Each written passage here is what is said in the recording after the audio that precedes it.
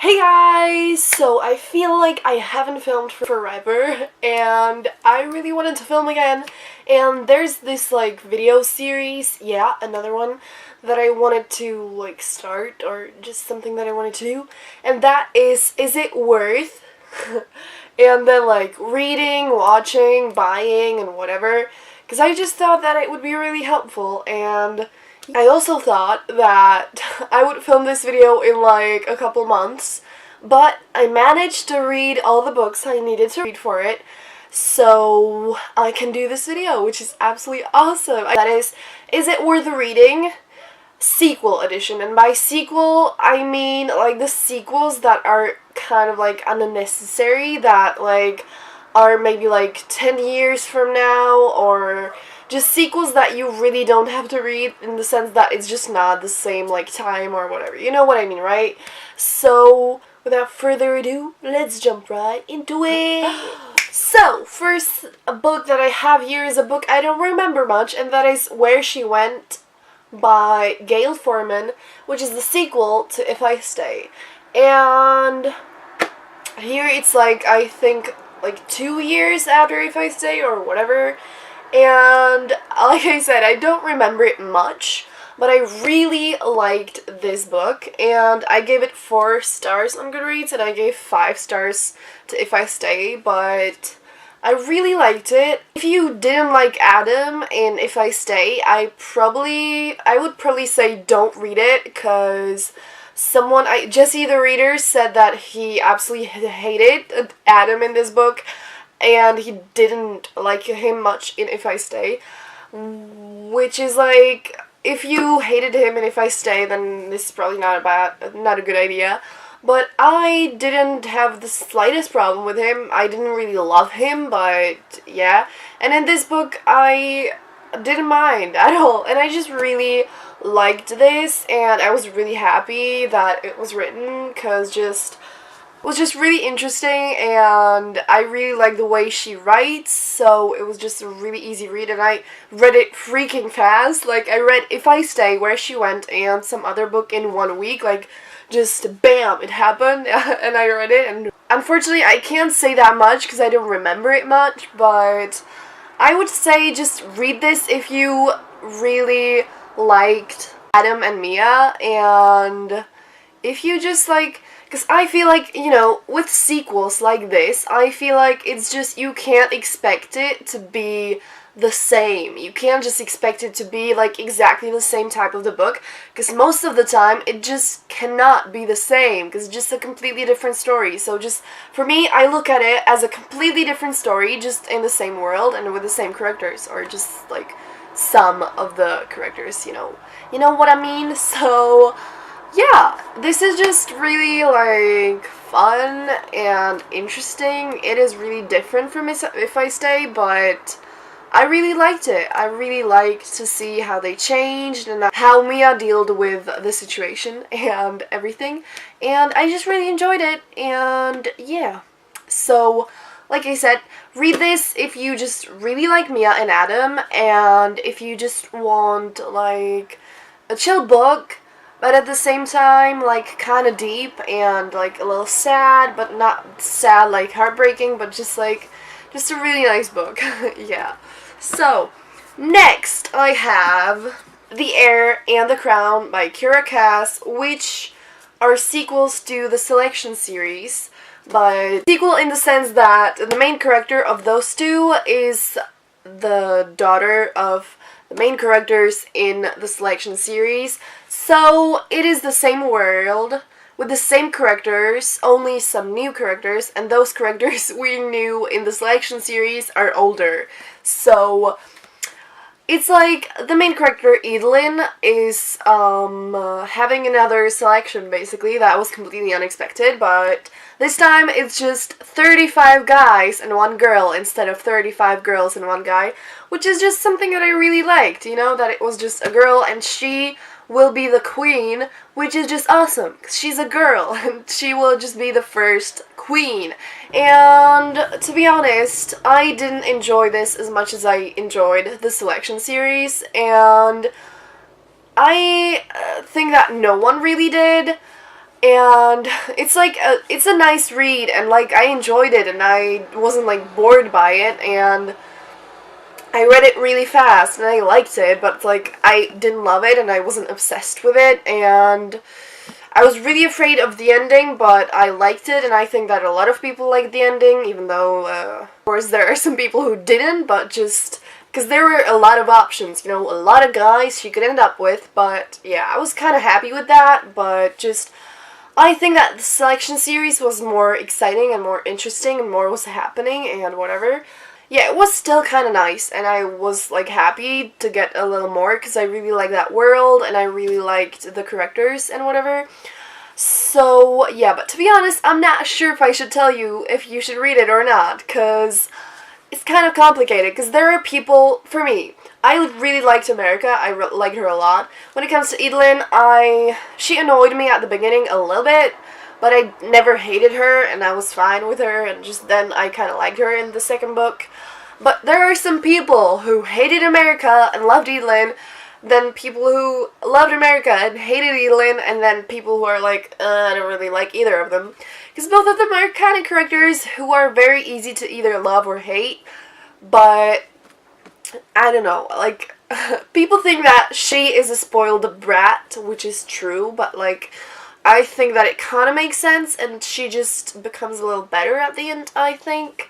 I would say read this only if you loved the selection series, and if you just like if you're dying to get more of the world, and if you have nothing to read, or just if you just really loved it, because I think that you won't like this more than the selection series, so if you didn't like it much, then this probably doesn't make sense. So yeah, and another book that I have is basically kind of the same thing. That is Happily Ever After by Kiera Cass, which is the prequel to the selection series, but prequel, like, it's a collection of prequels, but it is illustrated, which just is awesome. I'm gonna show you one illustration, because just it's the most exciting thing ever, and who doesn't love illustrations? That's one absolutely awesome part of the book. Yes! So, well, I think that those people who didn't completely love the selection series probably didn't even buy this book, but I actually really liked it, but, like, I feel like I liked the last story the most, and, like, it went from, like, the first story was about here, and then it went like this, which is kind of bad, because, you know, like, at the beginning I was like, but then it was getting better and better, so I'm sure that some people started reading it and they were like, oh my god, are you serious? This is so boring. But yeah, whatever, just this is kind of a different case, but I think that I will end up saying the same thing, and that is read this only if you completely loved the selection series. But I really liked this. I actually didn't expect to like it that much, and like I didn't love it, but I liked it because it was interesting to like see what happened before and all that. It's just prequels to what happened, and like basically a half of those things are stuff that happened in the selection series. You only see some other new stuff from like other characters than America, but yeah, I don't know. It was nice, but nothing spectacular, nothing super brilliant. So yeah, like I said, read this only if you completely loved the selection series and if you want to see it from the like minor characters' point of view. Next book I have here is After You by Jojo Moyes, which is the sequel to Me Before You. And well, I know that a lot of people basically to all these books except the last one, I read some comments on Goodreads, and people just said stuff like, you know, just, I feel like most people, before they read the sequel, are kind of afraid of it, you know, like, what's it gonna be? Is it gonna be terrible and whatever? And they kind of expect disappointment and whatever. Point is, I feel like so many people expect sequels like this to be sequels like Harry Potter and the Chamber of Secrets. They have to realize that it's like Harry Potter and the Cursed Child. Cause like, it is just not what happens directly after it, and it's just not like it is the same world, but it's just so different because just normally something major happens in the first book and it's done. So the same thing cannot be happening in the book after that, and this is probably not making any sense. But what I'm trying to say is that we should never expect the sequel like this to be the same thing, you know, because it can never be the same thing, which is completely the case with this book especially, I feel like, because it's just like, if you haven't read Me Before You, don't listen to me now, but I mean, so like, it just cannot be the same because Will is dead. There's no Lou and Will anymore. There's just Lou and the other characters, so of course it cannot be the same because Will is dead. So you can't expect the same thing, because just Me Before You, first thing, it's just so brilliant that like, of course this can't be as good. And second thing, it's just not the same, and I don't know where I'm going with this, but just, it's not the same, so I didn't even expect the same. I didn't even expect it to be as good. It's just, I bought it because I love Jojo Moyes, I love Lou, and I really liked Me Before You, and I wanted, like, more of kind of a similar thing, but I did not expect the same experience, so yeah, that's how I, like, started reading the book, and I was really happy in the end. So if you start reading it thinking, like, this is gonna be as good as Me Before You, don't think that, okay? So, yeah, so let's just say this is very different from Me Before You, which I've just been talking about for 10 minutes. I expected something else than what I got, but I actually think that I like what I got more than what I expected.